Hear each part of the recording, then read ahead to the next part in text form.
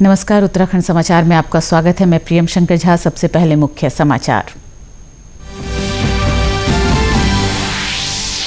भाजपा सेवा ही संगठन कार्यक्रम के जरिए प्रदेश इकाइयों ने प्रधानमंत्री के सामने रखा लॉकडाउन के दौरान किए गए कामों का लेखा जोखा। प्रधानमंत्री ने की कार्यकर्ताओं की सराहना, कहा कार्यकर्ताओं के लिए राष्ट्र की सेवा करना सबसे पहला धर्म।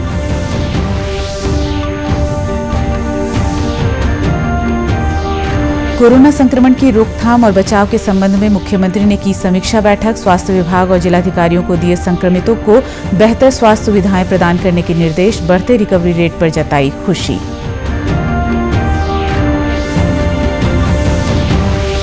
पर्यटन मंत्री सतपाल महाराज ने हरिद्वार में की महाकुंभ मेले से जुड़े निर्माण कार्यों की समीक्षा। कहा लॉकडाउन में रुके निर्माण कार्यों ने फिर पकड़ी रफ्तार। अधिकारियों को दिए समय पर काम पूरा करने के निर्देश।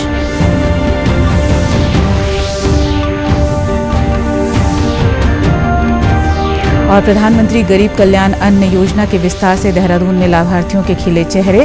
हर जरूरतमंद को लाभ पहुंचाने के लिए जिलाधिकारी खुद कर रहे मॉनिटरिंग। अब खबरें विस्तार से। भारतीय जनता पार्टी की प्रदेश इकाइयों ने कोरोना संकट के बीच देश भर में लगाए गए लॉकडाउन के दौरान अपने सेवा कामों का लेखा जोखा आज प्रधानमंत्री नरेंद्र मोदी के सामने रखा। इस दौरान प्रधानमंत्री ने भाजपा कार्यकर्ताओं से बातचीत की। बातचीत से पहले पीएम मोदी ने कहा कि भाजपा कार्यकर्ताओं के लिए राष्ट्र की सेवा करना सबसे पहला धर्म है। उन्होंने कहा कि इस चुनौतीपूर्ण समय में कार्यकर्ता देश भर में अथक प्रयास करके जरूरतमंदों की मदद कर रहे हैं। वहीं प्रधानमंत्री ने भोजपुरी में बिहार भाजपा के कार्यकर्ताओं के कार्यों को भी सराहा। इस कार्यक्रम के दौरान भाजपा की 7 प्रदेश इकाइयों ने प्रधानमंत्री के सामने अपनी अपनी रिपोर्ट पेश की, जिसमें बताया गया कि कोरोना वायरस महामारी के दौरान उनकी ओर से कौन से कल्याणकारी काम किए गए। सब भाजपा कार्यकर्ता एवं साथी लोग अभिनंदन के पात्र बानी जा। काफी लोग कहत रहे कि पूर्वी भारत में बहुत गरीबी बा, वही जा कोरोना ज्यादा फैली, लेकिन रहुआ लोगिन सब कोई के गलत साबित कर देगी। लेकिन मैं देख रहा हूं कि खास करके उत्तर प्रदेश, बिहार जैसे राज्यों को चुनौती बहुत है और आप लोगों ने बीड़ा उठाया है। जो हमारे श्रमिक भाई बहन वापस आए हैं, उनका कल्याण करने में कोई कमी नहीं रखेंगे। प्रधानमंत्री नरेंद्र मोदी ने अंतर्राष्ट्रीय बौद्ध संघ द्वारा आयोजित धम्म चक्र दिवस समारोह को संबोधित किया। अपने संबोधन में प्रधानमंत्री नरेंद्र मोदी ने कहा कि आज जब विश्व असाधारण चुनौतियों से निपट रहा है तो इनका स्थायी समाधान भगवान बुद्ध के आदर्शों से मिल सकता है। ये पूर्व में भी प्रासंगिक थे, ये वर्तमान में भी प्रासंगिक हैं और भविष्य में भी प्रासंगिक रहेंगे। प्रधानमंत्री ने कहा कि भगवान बुद्ध का अष्टांग मार्ग समाज और राष्ट्रों की कुशल क्षेम को दर्शाता है। उन्होंने कहा कि यह करुणा और दया की महत्ता को उजागर करता है। भगवान बुद्ध के उपदेश, विचार और कार्य दोनों में सरलता की सीख देते हैं। लॉर्ड बुद्धा's टीचिंग ऑफ अप्प दीपो भवः, अप्प दीपो भवः, be your own guiding light is a wonderful management lesson. Friends, today the world fights extraordinary challenges.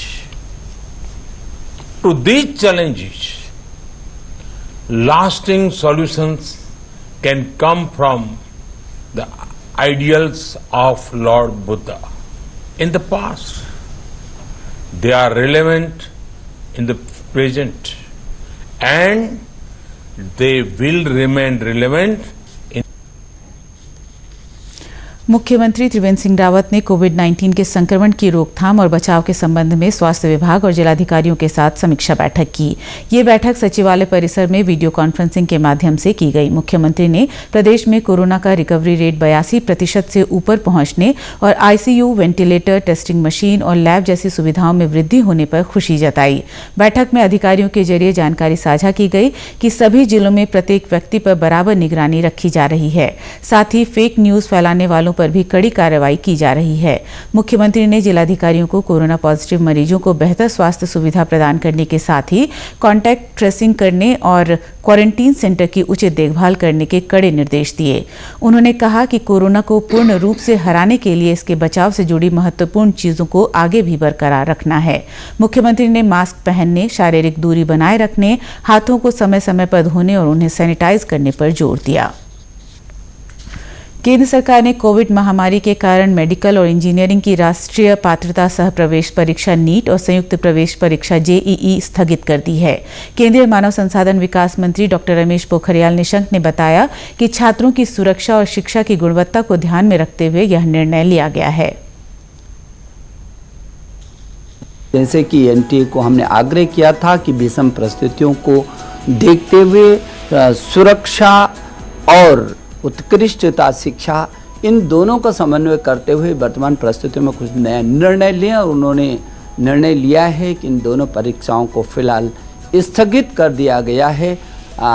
इसकी उत्कृष्टता को देखते हुए और सुरक्षा को देखते हुए, क्योंकि हम आपसे लगातार कहते रहे हैं कि आपकी सुरक्षा हमारे लिए पहला है और उसके बाद शिक्षा, और शिक्षा भी गुणवत्ता युक्त शिक्षा। और इसलिए ये जेईई मेन परीक्षा 1 सितंबर से और 6 सितंबर के बीच की जाएगी, जबकि नीट की परीक्षा को 13 सितंबर को सुनिश्चित किया गया है। और आपको ये भी जिज्ञासा होगी कि जेईई एडवांस को कब होना है, तो 27 सितंबर 2020 को उसकी भी परीक्षा की तिथियों को निश्चित किया गया है। आपको बता दें कि अब जेईई मेन परीक्षा 1 सितंबर से 6 सितंबर के बीच की जाएगी, जबकि नीट की परीक्षा को 13 सितंबर को सुनिश्चित किया गया है। 27 सितंबर 2020 को जेईई एडवांस की परीक्षा की तिथि निश्चित की गई है।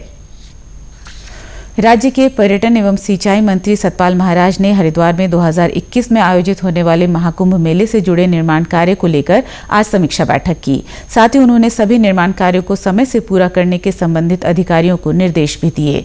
इस दौरान सतपाल महाराज ने बताया कि लॉकडाउन के कारण कुंभ से जुड़े जिन कार्यों को रोका गया था, अब उन्हें शुरू कर दिया गया है, लेकिन निर्माण सामग्री की कमी और प्रवासी मजदूरों के वापस जाने से कार्य में जो विलंब हुआ है, उसकी भरपाई करने के लिए अब कार्य में तेजी जा रही है।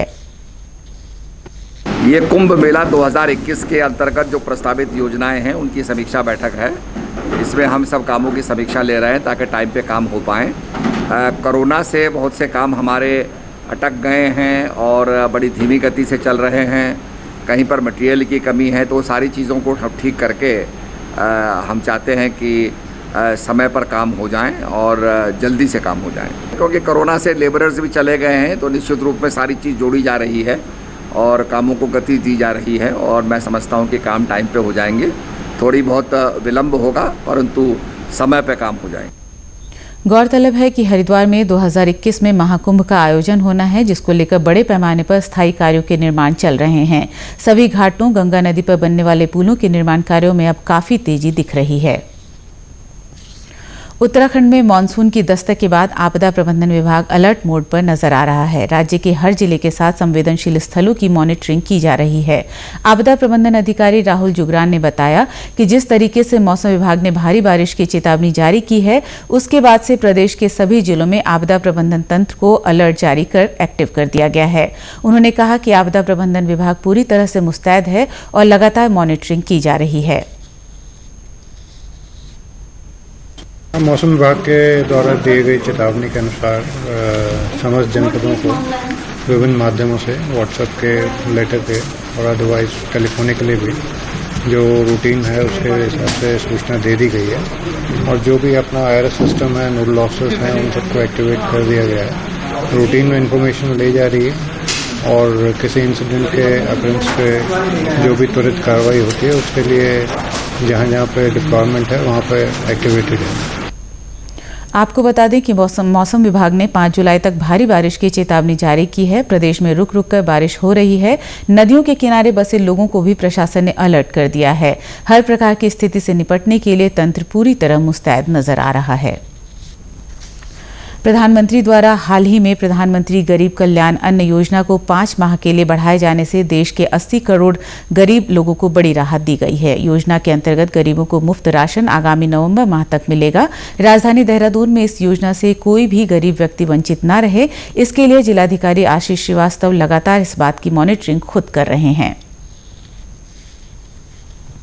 मैं ये कहूँगा कि एक तरीके से बहुत बड़ा सपोर्ट है ऐसे लोगों के लिए जो अपनी आजीविका डेली का डेली कमाते थे, और इसमें सभी जो ऐसे ज़रूरतमंद लोग हैं उनको बहुत बेनिफिट हो रहा है।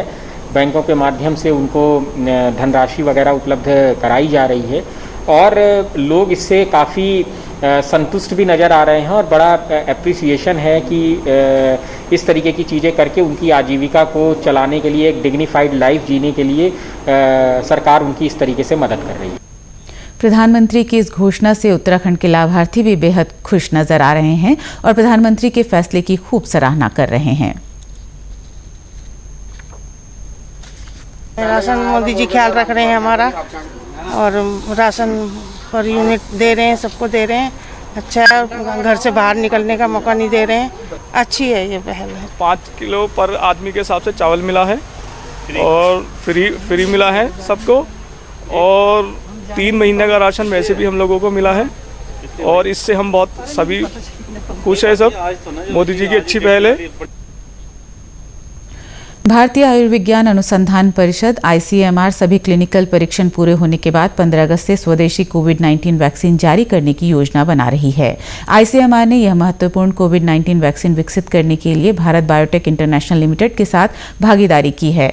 भारत बायोटेक से यह सुनिश्चित करने को कहा गया है कि परीक्षण के लिए मरीजों के नाम दर्ज करने की प्रक्रिया 7 जुलाई से शुरू कर दी जाए। दरअसल ICMR और भारत बायोटेक ने संभावित कोविड-19 की वैक्सीन के विकास के लिए हाथ मिलाया है। भारत बायोटेक ने इस लक्ष्य को पूरा करने के लिए अपने प्रयासों को गति दे दी है। हालांकि अंतिम परिणाम इस परियोजना में शामिल सभी क्लिनिकल ट्रायल साइटों के सहयोग पर निर्भर करेगा। कोविड-19 से निपटने के लिए भारत द्वारा विकसित किया जाने वाला यह पहला स्वदेशी टीका है और सरकार की शीर्ष प्राथमिकता में शामिल है। राज्य में कोरोना के मामले जहां हर रोज बढ़ रहे हैं, वहीं संक्रमित लोग भी तेजी से ठीक होकर अपने घर वापस जा रहे हैं। कल शाम जारी हेल्थ बुलेटिन के अनुसार राज्य में कोरोना के 64 नए मामले सामने आए हैं। राज्य में अब कुल संक्रमित मरीजों की संख्या 3048 हो गई है, जबकि अब तक 2481 कोरोना संक्रमित मरीज ठीक होकर घर जा चुके हैं। यानी प्रदेश में कुल एक्टिव केस केवल 498 शेष हैं। कल शाम आए मामलों में देहरादून में 21, नैनीताल से 13, उधम सिंह नगर से 12, अल्मोड़ा से 8, बागेश्वर से 3, चमोली, चंपावत और हरिद्वार से 2 और 1 मामला पिथौरागढ़ से सामने आया है। वहीं राज्य में रिकवरी रेट लगभग 81% पर आ गया है, जो अन्य राज्यों की तुलना में काफी बेहतर है। उत्तराखंड के समाचारों में बस इतना ही। चलते चलते मुख्य समाचार एक बार फिर।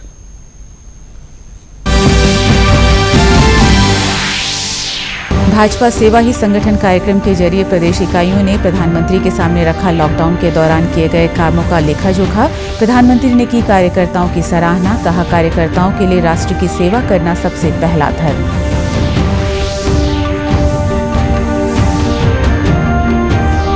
कोरोना संक्रमण की रोकथाम और बचाव के संबंध में मुख्यमंत्री ने की समीक्षा बैठक। स्वास्थ्य विभाग और जिलाधिकारियों को दिए संक्रमितों को बेहतर स्वास्थ्य सुविधाएं प्रदान करने के निर्देश। बढ़ते रिकवरी रेट पर जताई खुशी।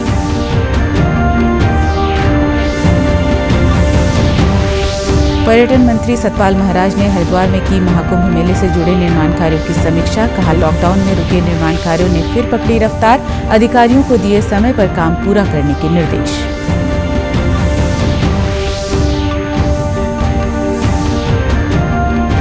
और प्रधानमंत्री गरीब कल्याण अन्न योजना के विस्तार से देहरादून में लाभार्थियों के खिले चेहरे। हर जरूरतमंद को लाभ पहुंचाने के लिए जिलाधिकारी खुद कर रहे मॉनिटरिंग। नमस्कार।